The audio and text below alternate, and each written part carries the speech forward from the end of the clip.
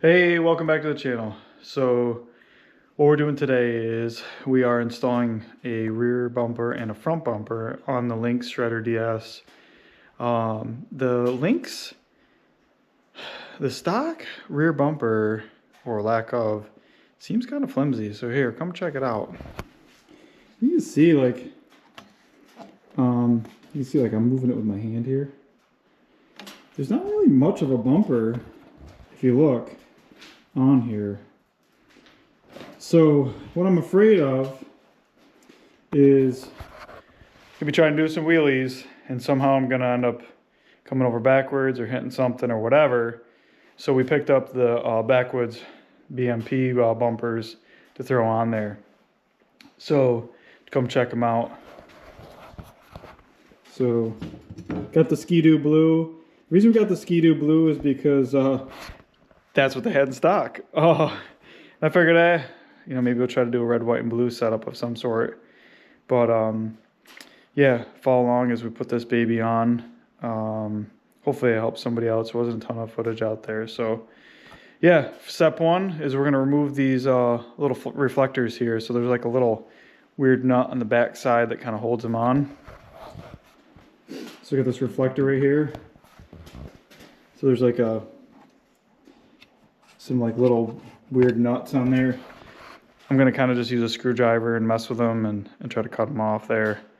But that's step one. Wanted to provide you some better lighting on what is on there for those reflectors here.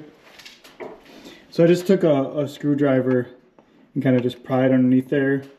Tapped it with a hammer and it popped right off. That one did. On the other side, I tried to, do the old pry method, and it just ended up scratching up and stuff, which is not good. So yeah, just take a little screwdriver and try to get it underneath there. There's probably a better way. Please comment below if you do know a better way. There's probably some fancy tool out there. Just a little short on time, but. So the red reflectors that you take off leave like a sticky residue behind. So I used some tar and sap remover. I left it on there for probably like a minute or two. So that's the stuff I used. I left it on there for a minute or two, and then you rub it right off. Obviously don't leave it on there too long, it eats the paint off. But once you get that off, what you're gonna do is you're gonna start mocking up the bumper.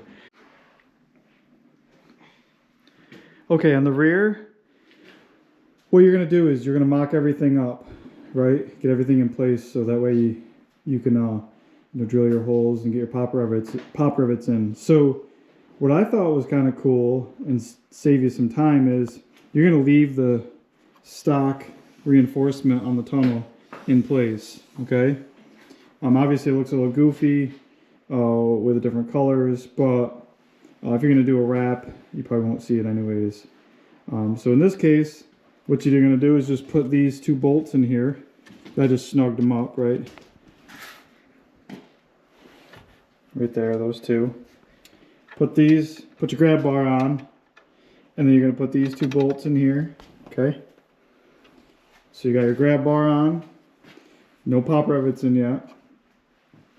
And then what you're gonna do is there's two different sizes, okay?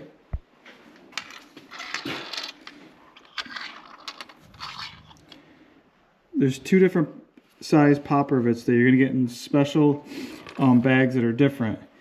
So these are gonna be used for the grab bar. Black ones are gonna be used for when you're going to be drilling your holes out and securing the bumper to the tunnel, all right? The silver ones, the silver pop rivets, those are gonna go right here. Short one on top, which does not go into the tunnel. And then the long one goes down below. That one does go into the tunnel. So that's where we're at in this step. Alright, last ring. Alright, in this step here, what we've done is we've tightened up the 4 bolts. Okay, 1, 2, 3, 4. Tightened them up on both sides. Okay, 3/16 drill bit. Drill this out because you got your long pop rivet. That's gonna go in there. Watch it not go in there for me. There, goes in there. And then This one does not go into the tunnel. So that just kind of goes there. And so now we're going to tighten these up on both sides.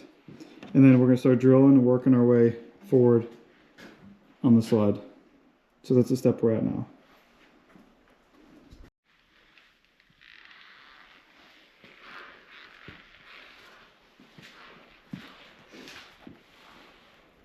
Well, we just wrapped up the rear and front bumper install.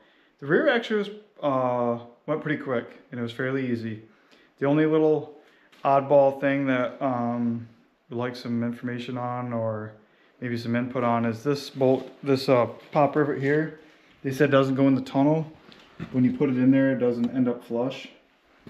So I feel like you would need to drill a hole to get it to go flush. So I might have messed something up there. So there was that. And then the other gotcha, which really kicked our butts, was we were trying to install the bumper in the front hood hole, and we just were kind of hurrying, weren't paying attention, so that threw us a curveball for a bit. But the front's a lot harder than the rear.